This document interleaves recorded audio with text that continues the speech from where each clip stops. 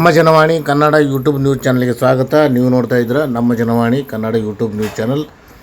ಇಲ್ಲಿವರೆಗೂ ಯಾರಾದರೂ ಹೊಸದಾಗಿ ನೋಡ್ತಾ ಇದ್ದರೆ ದಯವಿಟ್ಟು ಚಾನಲ್ ಸಬ್ಸ್ಕ್ರೈಬ್ ಆಗಿ, ಶೇರ್ ಮಾಡಿ, ಲೈಕ್ ಮಾಡಿ, ಅಭಿಪ್ರಾಯ ಕಮೆಂಟ್ ಬಾಕ್ಸಲ್ಲಿ ತಿಳಿಸಿ, ಬೆಲ್ ಐಕನ್ ಒತ್ತೋದನ್ನು ತಪ್ಪದೇ ಮರೆಯಬೇಡಿ. ಪಕ್ಕದಲ್ಲಿರುವ ಆಲ್ ಬಟನ್ ಪ್ರೆಸ್ ಮಾಡೋದ್ರ ಮೂಲಕ ಪ್ರತಿದಿನ ಹೊಸ ವರದಿಗಳ ವಿಡಿಯೋಗಳನ್ನು ನೋಡ್ಬೋದು.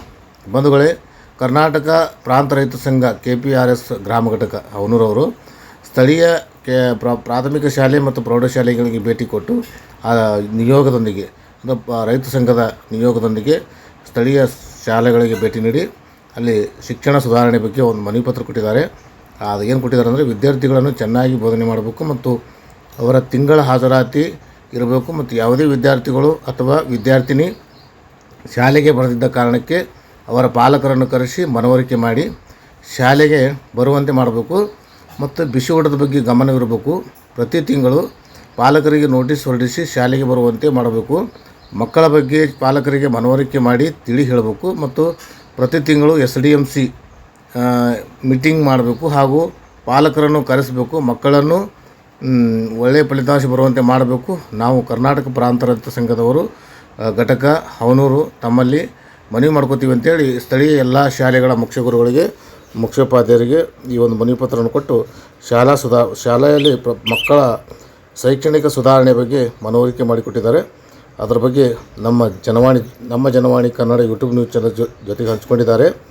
ಈ ಒಂದು ಸಂದರ್ಭದಲ್ಲಿ ಪದಾಧಿಕಾರಿಗಳು ಚಂದಪ್ಪ ಪೂಜಾರಿ, ಅಂಬಾರಾಯ್ ಜೈಪುಗಳು, ಹನುಮಂತ ತಳವಾರ್, ವಿಜಯಕುಮಾರ್ ಪೂಜಾರಿ, ಸುರೇಶ್ ಭಜಂತ್ರಿ, ಮಡಿವಾಳ್ ಟಕ್ಕಳ್ಕಿ, ರಾಕೇಶ್ ಗುನ್ನಾಪುರ್, ಸರಸ್ವತಿ ಸಾವಳಗಿ, ಗುಂಡಮ್ಮ ಮೆಳ್ಕುಂದಿ, ಅಂಬಾರಾಯ್ ಚವ್ಹಾಣ್, ಅಶೋಕ್ ಚವ್ಹಾಣ್, ಮಾಂತು ಹುಗಾರ್, ಮಾಂತ್ ಕಾಂತ, ಸಿದ್ದಣ್ಣ ಆನಂದ್ ಪೋಳ್, ಗೋಪಾಲ್ ಯಲ್ಲಾಲಿಂಗಮಾಗ್, ಜೊತೆಗೆ ಮಹಾಂತಗೌಡ ವಿ ಪಾಟೀಲ್, ಗುರುನಾಥ್ ಎನ್ ಕೊರ್ಬಾ ಮತ್ತು ಜಗನ್ನಾಥ್ ಇಸ್ತ್ರಿ ಇವರೆಲ್ಲರೂ ಹಾಜರಾಗಿ ಪ್ರತಿಯೊಂದು ಶಾಲೆ ಅಂದರೆ ಸ್ಥಳೀಯ ತಮ್ಮ ಗ್ರಾಮ ಮಟ್ಟದಲ್ಲಿರ್ತಕ್ಕಂಥ ಶಾಲೆಗಳಿಗೆ ಭೇಟಿ ನೀಡಿ ಮನವಿ ಪತ್ರವನ್ನು ಕೊಟ್ಟಿದ್ದಾರೆ.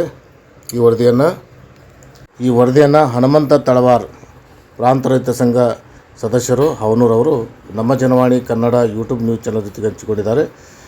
ಹೀಗಾಗಿ ಪ್ರಾಂತ ರೈತ ಸಂಘದವರ ಬರೀ ರೈತರ ಬಗ್ಗೆ ಕಾಳಜಿ ಇಲ್ಲ, ಸ್ಥಳೀಯ ಮಕ್ಕಳ ಶೈಕ್ಷಣಿಕ ಅಭಿವೃದ್ಧಿ ಬಗ್ಗೆ ಮತ್ತು ಕಾಳಜಿ ವಹಿಸಿ ತಮ್ಮ ಗ್ರಾಮದ ವ್ಯಾಪ್ತಿಯಲ್ಲಿ ಬರ್ತಕ್ಕಂಥ ಎಲ್ಲ ಶಾಲೆಗಳಿಗೆ ಭೇಟಿ ನೀಡಿ ಮುಖ್ಯೋಪಾಧ್ಯಾಯರಿಗೆ ಮತ್ತು ಪಾಲಕರಿಗೆ ಮಕ್ಕಳ ಬಗ್ಗೆ ಕಾಳಜಿ ವಹಿಸಿ ಮನವಿ ಪತ್ರ ಕೊಟ್ಟಿರುವುದು ವಿಶೇಷವಾಗಿ ಸಂಘಟನೆಯ ಒಂದು ಗುರಿಯಾಗಿದ್ದು ಮತ್ತು ಸಂಘಟನೆಯ ಒಳ್ಳೆಯ ಸಿದ್ಧಾಂತವಾಗಿರುವುದರಿಂದ ಇಂಥ ಪ್ರಾಂತ ರೈತ ಸಂಘದವರಿಂದ ವಿಶೇಷ ಮಕ್ಕಳಿಗೆ ಶಿಕ್ಷಣದಲ್ಲಿ ಅಭಿವೃದ್ಧಿ ಆಗಬೇಕು ಮತ್ತು ಶಿಕ್ಷಣ ಪಡಿತಕ್ಕಂಥ ಮಕ್ಕಳಿಗೆ ಪಾಲಕರು ಕೇಳ್ತಾರೆ ಮತ್ತು ಸಂಘಟನೆಯವರು ಕೇಳ್ತಾರೆ, ಸ್ಥಳೀಯ ಸಂಘಟನೆಯವರು ಶಾಲೆಯ ಕಡೆ ಗಮನ ಹರಿಸ್ತಾರೆ ಅಂತಕ್ಕಂಥ ವಿಚಾರ ಶಾಲಾ ಸಿಬ್ಬಂದಿಯವರಿಗೂ ಮತ್ತು ಮುಖ್ಯ ಗುರುಗಳಿಗೂ ಸಹಿತ ಅವರಿಗೆ ಅರಿವಿಗೆ ಬರ್ತದೆ.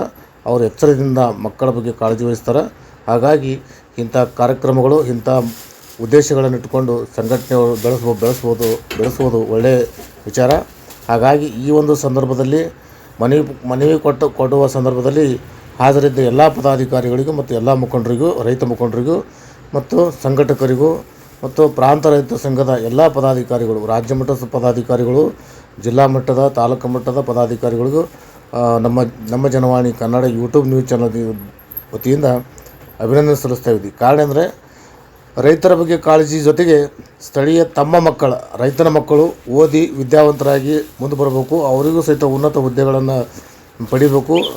ಅವರ ಶಿಕ್ಷಣದ ಜೊತೆಗೆ ಅವರ ರೈತನ ಆರ್ಥಿಕತೆ ಅಭಿವೃದ್ಧಿ ಆಗ್ತದೆ. ಅದಕ್ಕಾಗಿ ರೈತರು ಸಹಿತ ಮಕ್ಕಳ ಬಗ್ಗೆ ಕಾಳಜಿ ವಹಿಸ್ತಾರೆ ಅನ್ನೋ ಒಂದು ಸಂದೇಶವನ್ನು ರವಾನೆ ಮಾಡಿರುವುದು ಒಂದು ವಿಶೇಷ ವರದಿಯಾಗಿದ್ದು, ಈ ವರದಿ ನಮ್ಮ ಜನವಾಣಿ ಕನ್ನಡ ಯೂಟ್ಯೂಬ್ ಚಾನಲ್ ಪ್ರಸಾರ ಮಾಡಿ ಇಡೀ ರಾಜ್ಯದ ಎಲ್ಲ ರೈತ ಬಾಂಧವರಿಗೂ ಈ ಥರ ರಾಜ್ಯದಲ್ಲಿ ಎಲ್ಲೇ ಪ್ರಾಂತ ರೈತ ಸಂಘ ಇರಲಿ, ಕರ್ನಾಟಕ ಪ್ರಾಂತ ರೈತ ಸಂಘದ ಎಲ್ಲೇ ಪದಾಧಿಕಾರಿಗಳಿರಲಿ, ತಮ್ಮ ಗ್ರಾಮದ ವ್ಯಾಪ್ತಿಯಲ್ಲಿ ಬರ್ತಕ್ಕಂಥ ಶಾಲೆ, ಕಾಲೇಜು, ಪ್ರಾಥಮಿಕ ಶಾಲೆ ಆಗಿರಲಿ, ಪ್ರೌಢಶಾಲೆ ಆಗಿರಲಿ, ಅನುದಾನಿತವಾಗಲಿ, ಅನುದಾನ ರಹಿತವಾಗಿರಲಿ, ಎಲ್ಲ ಶಾಲೆಗಳಿಗೆ ಭೇಟಿ ಕೊಟ್ಟು ಆ ಮಕ್ಕಳ ಶಿಕ್ಷಣ ಅಭಿವೃದ್ಧಿ ಬಗ್ಗೆ ಕಾಳಜಿ ವಹಿಸಬೇಕಂತೇಳಿ ಕೇಳಿಕೊಂಡು ಈ ಒಂದು ವರದಿಯನ್ನು ಮುಗಿಸ್ತಾ ಇದ್ದೀನಿ.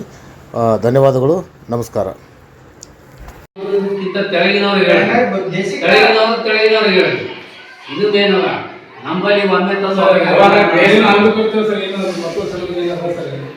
ನೋಡ್ರಲ್ಲ, ಈಗ ರಸ್ತೆ ಹಾಗದ ಕಂಪೌಂಡ್ ಅಂತೂ ಪ್ರಾಬ್ಲಮ್, ಇವ್ರ ಕೈ ಮೇಲೆ ಹಿಡಿದ್ರೆ ಕಂಪೌಂಡ್ ನಮ್ಗೆ ಪ್ರಾಬ್ಲಮ್ ಆಗಲ್ಲ. ಇವ್ರ ಕೈ ಮೇಲೆ ಬೇಸ್ಮೆಂಟ್ ಮುಗಿತಾವ.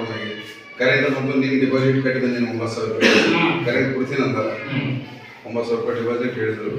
ಮುಖ್ಯ ಗುರುಗಳು ಸರ್ಕಾರಿ ಕಿರಿಯ ಪ್ರಾಥಮಿಕ ಶಾಲೆ ಹನುಮ ಸಂಘ ಅವಕಾಶದ್ದು ವಿಷಯ ವಿದ್ಯಾರ್ಥಿಗಳನ್ನು ಚೆನ್ನಾಗಿ ಬೋಧನೆ ಮಾಡಬೇಕು ಮತ್ತು ಅವರ ತಿಂಗಳ ಅಭ್ಯಾಸಿ ಇರಬೇಕು ಮತ್ತು ಯಾವುದೇ ವಿದ್ಯಾರ್ಥಿಗಳು ಅಥವಾ ವಿದ್ಯಾರ್ಥಿನಿ ಶಾಲೆಗೆ ಬರದಿದ್ದ ಕಾರಣಕ್ಕೆ ಅವರ ಪಾಲಕರನ್ನು ಕರೆಸಿ ಮನವರಿಕೆ ಮಾಡಿ ಶಾಲೆಗೆ ಬರುವಂತೆ ಮಾಡಬೇಕು ಮತ್ತು ಬಿಸಿ ಊಟದ ಬಗ್ಗೆ ಗಮನ ಹರಿಸಬೇಕು. ಪ್ರತಿ ತಿಂಗಳು ಪಾಲಕರಿಗೆ ನೋಟಿಸ್ ಹೊರಡಿಸಿ ಶಾಲೆಗೆ ಬರುವಂತೆ ಮಾಡಬೇಕು.